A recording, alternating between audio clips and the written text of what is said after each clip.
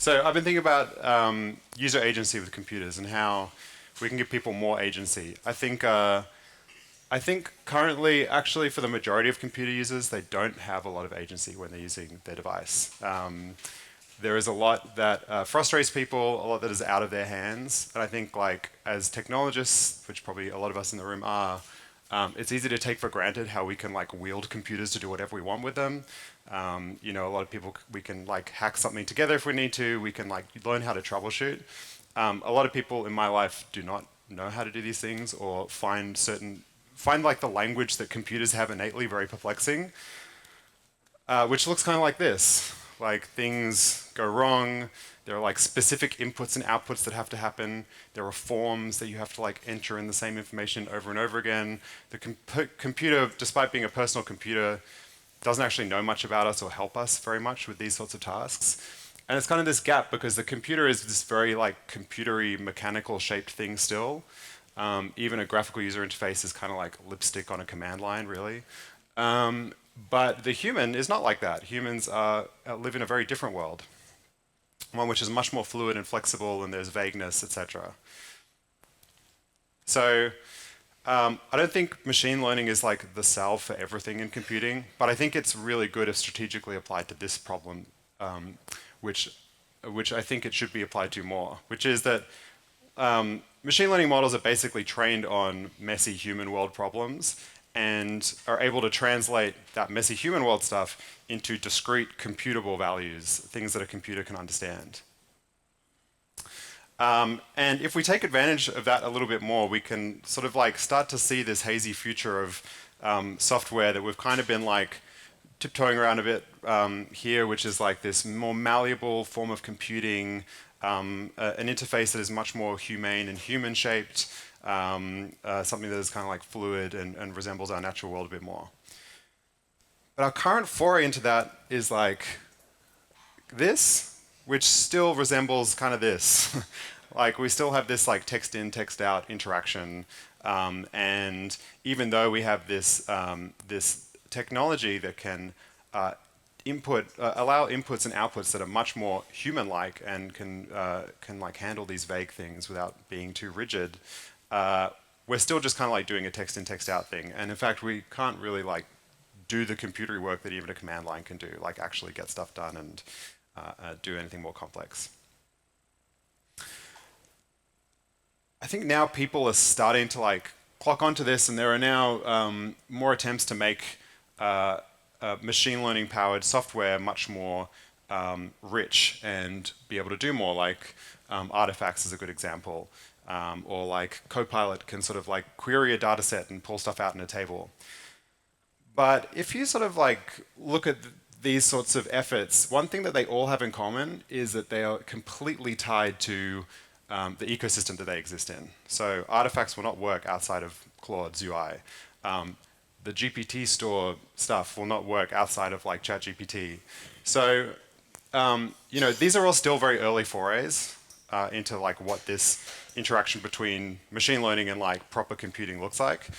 But they all are pointing at this direction where if this is the future, as I think it's going to start to be, we have this world of like little disconnected islands of software that are all proprietary and like tightly integrated into their environment. And that's like a sad future because it kind of leads to this like Netflix, Disney Plus model of software where, you know, the stuff that I'm subscribed to only works with the stuff that I'm working on, and like, you know, OpenAI has a content deal with the New York Times, and oh, I can't access that because I'm on Claude. And you know, if this future progresses, it's not so happy. But it turns out we have a form of software that has solved this already, and that's the web. Anybody can build for the web. You can just like host a website without asking anyone. It will work in like all browsers on all systems. If you're like really daring, as a handful of people still are, you can like just build your own web browser. And as long as you obey the rules of communication on the web, it will just work. Everything sort of like will fit together. So I think for the future of computing, if like this premise that this future will pan out the way I think it is, it will, it would be good if we had these sorts of principles brought to this form of software that a language model can use that works well with machine learning. So that's what I've been building. I'm calling it Web Applets. And it's probably easiest if I just demo, but the summary is that it is like an open spec and an SDK for building like like an application layer for language models. So this is all very early stuff, and I want to stress that it's also something that like I want to bring like a community around. I'm working it, but I hope it can be bigger than just me. And so, yeah, we'll get to like the open source side later, but let's just dive in. This is like a very early client that uses these web applets. You can see I can just like type in something like that. We get like a standard language model sort of response. There's like a language model under the hood here. But you might have noticed that if I click here, there's all of these things that I can do. They're like little commands. And these are all web applets. Right now they're hosted here. They could be in any client. It doesn't matter. But you know, I can do something like this. If I have 2 apples and take away 1, how many do I have? What's going under the hood here? Nice emoji. Under the hood here, we can see that like this program is receiving a command. In this case, it's this calculation. It's then selecting an applet to use. It's then it can then see like what all of the actions are that this applet can do. It's picking calculate, and it's giving it in its expression. It's actually translating from my language to like a mathematical expression that can be executed. And then here we have a state. So this the model can then read what's inside this little applet view and see that the answer is 1. And that's kind of cool because you can do like much more with it as well. We can do a perplexity style web search. So, you know, I'm going back to New York City soon. I can look up like hotels in New York City. I can chuck this in just to make sure it actually does a web search here. And this will take a while, but like under the hood, this applet has now been engaged. It's going and doing like a search, in this case, hotels in New York City. It's then like reading all of the web pages basically and doing like a vector search inside the content to try and answer my question. Cool, pod hotels, that sounds interesting. Let's see if I can just like go to that website. Not sure if this will work, but we'll give it a go. Cool. So now I can like take a look at this pod hotels thing. And that's because basically like this can access all of the content of that web search and like see the URL and jump straight to it. So everything in the thread can be read by this client. I might want to like go like, where is it? And we can map it. It's probably not in Sydney. This is beta software, so we'll just like move ahead with that one. And I can also ask like, what time is it in New York City? Can I book now? And just to like be explicit, we'll make sure it pulls up a clock for that. And now we can get this like clock. All of these are very simple examples. But I hope there's like something interesting there about what happens when you can like chain these things together, and in particular the fact that like the model can see inside these applications and also like see what it can do with it, and then decide to use it based on the intent of the user. So yeah, a limited selection of them now, but I'm hoping that can change soon because I've built an SDK around it, which is open source, that I invite you all to check out and use. I'm just going to show you like how easy it is to build one. So this is a playground environment. Oh, it should be showing me something. Let's see here. Yeah. So this is like a little playground environment. I'm just going to connect the applet up here. We'll do a little reload. These web applets consist of basically like an index.html website, which is a breaking technology here that I'm happy to announce, index.html pages. And we're just saying like, hello, whoever you are. And in this example, we want to make it say like hello to a particular person. So it's just like a really toy example just to demonstrate it. We've got a manifest.json file. This is like a very standard sort of web app technology that I'm repurposing here. We're going to give it a bunch of actions. So let's just give it one right now that says set name. We're going to give it a description for the model. That'll do. And then what else are we going to do here? We're going to give it some parameters. This parameter will be name. And we'll give it a type, which is just going to be a string. and then we'll give it a description again, which is the name of the user. So this is like us telling the computer how this thing's meant to be operated. If I reload here, we might need to actually like refresh it. Here we go. Now, this is kind of like, this is sort of just a playground, but you can imagine now the model can see this.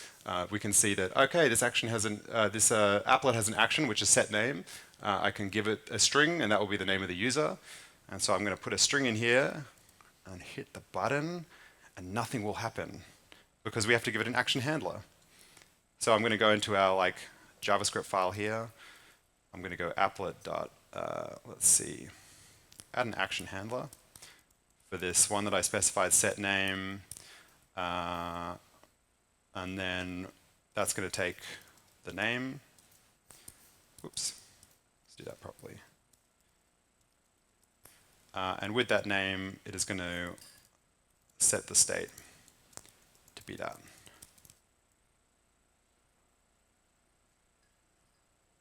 And if we go put name in here, there we go. The next step is then to update the UI with that. So whenever we're ready to render, we're basically just going to go set the inner text to hello applet.state.name exclamation mark, because we're very excited. So now if we like run this again, hopefully if everything is working, there we go.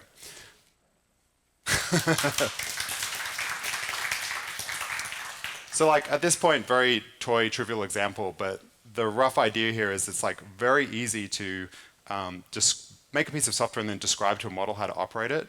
And then based on the actions that the model's giving you, update both the view and the state for the model to then like read inside the software and use it. And this could then be expanded to be like a map where you want to like search for places near a certain location. You could build like a flight tracker and you put in a flight, a flight code, and it can map where your flight is. You could build a dock, something that makes docks, or like a 3D image generator, or whatever it is you want to do. It's just the web software.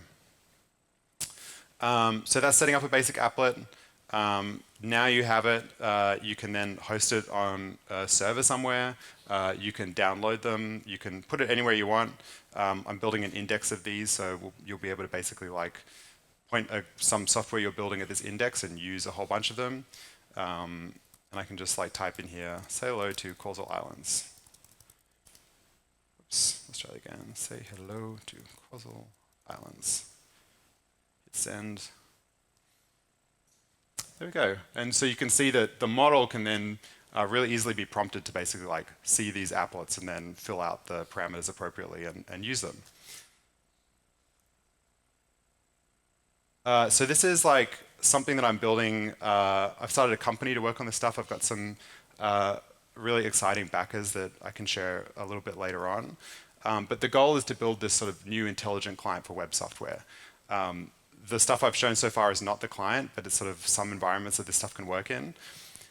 There are a couple of components of that. One is like an information API, but the one I'm talking about here is this application layer for language models. And I think most of this stuff should be bigger than one company. So this is all like open source and something that I think the community should build, because we want whatever this application layer is for these things to be not owned by any one company and to be shared. Yeah, so I need you to build this future with me. That is me on most things. You can find me on X, Twitter with that. Jump on the internet.co website that has links to like the repo. You can like get on a community sort of Google group there. We've got a GitHub repo that has like all the documentation. Expect things to maybe break. Also, like really open to input and to shaping this where it's going to make the most impact. So please come join and help me with this effort and make software more humane and keep it open. Thanks.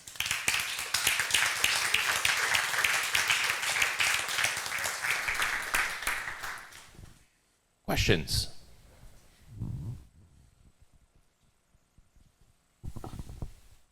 cool stuff. That reminds me of notebooks, like Python notebooks. And I don't know if you also see this way, but one problem with Python notebooks is that you often have to like iteratively improve, like work on something. Yeah. How do you see this? Like, do you go back? Can you like, because those applets, they looked like they are interactive actually. Yeah, they are actually interactive. So the chat UI is kind of just like it's like a gateway drug to the applets idea, because that's something that people are familiar with. I think in the future, you really want these things to, there's going to be two sorts of interaction. One where you might just want some ephemeral, like I do a query and I get some information back and that's fine. But you might want to actually like grab that thing and then start to work on it and like send it more actions or do some stuff directly and then hand some stuff to the model. So I think having an environment for like more, where you can use these things more permanently is going to be useful and like pass them around. That might look like a notebook. It might look like, you know, more of a Windows style or like somewhere you can like pin these things and use them. But yeah, I mean, it's just like web software, so it can exist sort of in any format. And hopefully some people can experiment with what that looks like. Thanks. Thanks.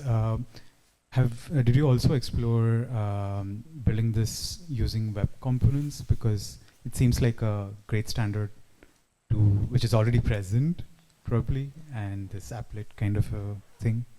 Yeah, actually, the first version of this was built with web components. There's a couple of reasons I decided not to use them. I mean, you can use web components inside these things, or like React or whatever you want.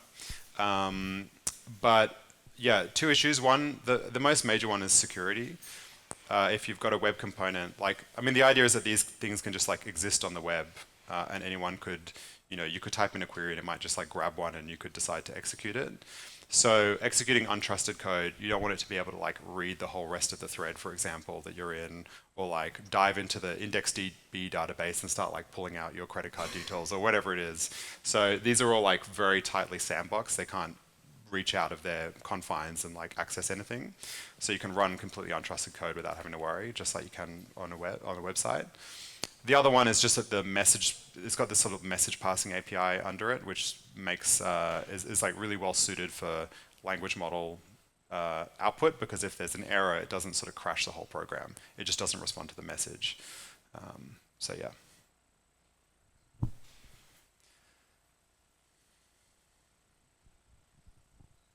So two questions. Like one, have you like, is that name gonna stick, or like have you thought of like different names? Because while trying to find it like during a presentation, obviously like the first thing that like popped up for me searching for web applets is like Java applets, and yeah, it's just like I would like something like this to succeed, but I think it just makes it very hard. Like if I always have to talk about, I don't know, internet web applets or something. So that's the first question, and the other one, have you thought of like how to make this work with like multilingual and like sort of like international, like in yeah, like more international context, like where yeah, you have multilingual content? Yeah. I think, I mean, the name can totally change. I would say jump on the mailing list and like, let's get some suggestions going. I've got an advisor who worked on the, someone giving me some advice who's been working on the HTML spec and has been involved in like the web for a long time and had like a visible PTSD with the name Applet. So, so we'll see if it sticks around. I think it does have like some helpful sort of like, it's a helpful concept handle for like understanding what the actual thing is, but definitely open to suggestions. On the like localization stuff, the answer is no. That would be an awesome pull request, and definitely something that will need to be in there at some stage. Well, it supports Australian already, though, right? It does support Australian. Yeah. It can swear in Australian very well. Other questions? I guess kind of related to the naming question, like have you considered making the client that runs this like a strong product in its own right? Because obviously this kind of interop is super cool for people like us, and it makes total sense. how you could build an ecosystem around it, but my intuition is that it needs like a strong identity for the client, for people to use like this is your computing environment, and then look, everyone can build like these plugins. But what are your thoughts on that? Yeah, absolutely. So that's kind of like that's the goal here with Internet is to really start with this, like start with some of these components and make sure they're accessible and like open to everybody, and then build like a strong vision for how these things could be used, and a client that can be kind of a reference client and a reference implementation. But I expect there should be, people would be able to make their own as well. Hey, yeah, the opening message of democratizing people building these things resonated a lot with me. But then I was a bit unclear about how people actually host these things, how the system does discoverability, and like what are the mechanics. Like, I assume people are deploying this to their own hosting, I guess. But Yeah. can you explain that? Yeah, so basically, if we dig into like some of the code base here, essentially like when you build them, you get this, this isn't the best example. Let's see. When you build them, you get this like manifest.json. That's just like a regular web app manifest, except it adds this applets component. That basically says like, here are all the applets on this server, and like, here are all the actions you can do with them. So if you point a language model at that, you can do it with a bit of prompting. I'll release that in the SDK soon, but you can just get it to like choose an applet essentially. So it could be hosted on the web. You could have something like that crawls it, or like an index of them, which is one of the things I want to build. So if anyone makes one of these, please send them. I will like put it on our website so other people can find them. But you can also just like download them, chuck them in a folder on like in a web app or in an app that you distribute, and then point your application at this like index file, and it will then like pull out all of the actions that you can. So the SDK will like pass this manifest file and just like give you a JSON thing of all the actions. That makes sense.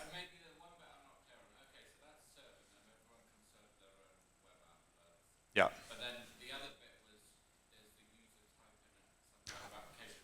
How is it going from there and combining across these different? Oh, I see. So right now that's like an exercise for the reader, essentially. So like I'll open source like an example client that will have like some React code that does this. You can do it really easily with just a simple prompt. That's like, at the most simple level, you can just be like, here's a bunch of actions you can take, pick one, and then give me like the JSON that matches this parameter schema, and it will actually just do that. Like it works quite reliably. But like as the number balloons, you'll probably need something like a little search engine or vector querying thing that can like match them really well. So yeah, TBD. Have you explored using these applets in other kind of client environments? So here you have this kind of chat-like interface, right, with these richer interface elements, which I'm imagining are like running in iframes to be isolated? Yeah, right. yeah. That's where you have the message passing. Exactly. So it seems like you could do a similar message passing thing with iframes, everything else the same, but like some other kind of environment. Yes. Like you could, like a canvas. Like a perhaps. canvas, yeah. I will be petitioning Lou to like integrate these. Yeah. There is this app TL drawer that's well suited. Yeah, so canvases is like one bet. You can like create like a windowing environment. I've done some experimentation, but yeah, that's going to be the basis for the product. Yeah, hypercard. I think I've heard that term a few times here too. Yeah, basically like sky's the limit essentially. I think there's a lot of experimentation to be done to what the right user interface is, and I don't think it's just like, especially for if this scales to real work, like you can, I've got this example here where you can basically like, type in like 3D, make a yellow sphere on a blue cube. This will like make a little, hey, come on This should make like a little, here we go, 3D renderer thing. This is my most buggy of the demos that have been done recently. But like, it'll make a little 3D render here. It's added a cylinder because, you know, it's being a bit errant here.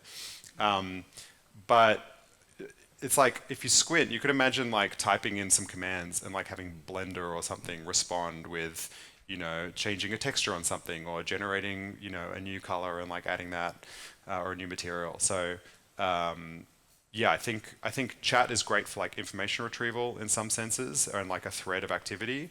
But if you want to actually do work, which these are totally capable of, then you want something more permanent. Yeah.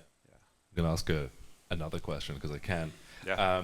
I've been chatting to some people here about like this idea that iframes seem underutilized as a kind of API surface. Yeah. And another question here is like, could you imagine a world where existing sites that are not themselves like applets, they're full sites like say weather.com or something, where they would be like checking if they're in an iframe, and if they are, they would expose something like this as an interface, so that if they were loaded into an environment like this, you could then an LLM could then query existing sites without much kind of adaptation work, right? They wouldn't have to go and build a new applet. You could potentially have an existing site that's already deployed with a very simple check that's like, am I in an iframe? Here's an API if I am. Yeah. I think like that's currently that is sort of like a non-applet thing where like you can build something on the system that can do some web parsing that I've been experimenting with. It would be great to have a spec where it can just like, essentially they'll get passed a message saying initialize as an applet. It would be great to be able to like have a response for that. But I think, yeah, you can imagine a sliding scale from like, this is just a website and we can do some like model stuff to actuate the website in the background, to then, you know, this is actually like a web applet that gives proper hooks to the model. I would also say talk to Ryan about open frames, which is a Farcaster innovation. There's a lot of stuff in this space. I will say another piece here, and I ended up having a long talk with Anselm about this, especially as you work to make a company out of this. This is a very large surface area that crosses community work, collaboration, everything else like that, and making a sustainable business. Like, I think this is another common theme that has come up. So there's no clear answer, but I encourage you to think very hard about the effort that you put on the other side of this, because I see a lot of folks currently rushing into the space that we very much failed at in full protocol mode. So just basically always that tension between protocol work and company work, right? That was great. Thank you very much. Thank you.